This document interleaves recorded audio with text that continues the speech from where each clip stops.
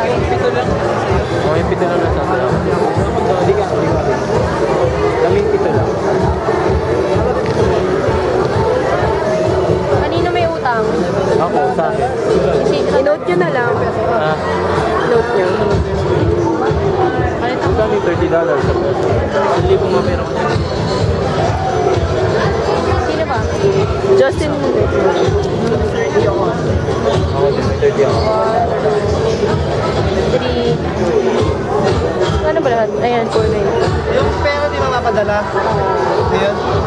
So, one day pa makukuha ni Lily. Bakit daw? Hindi nyo nga nakuha kahapon. Na-late siya. Sa cashier. Meron ako 30. Hindi. Ayos na rin kami yun. Oo, hindi nila ko rin pera. May 50 ba dyan? Bigyan kita At least pagdating doon may pera. Bakit? Hindi pa ako nakakuha.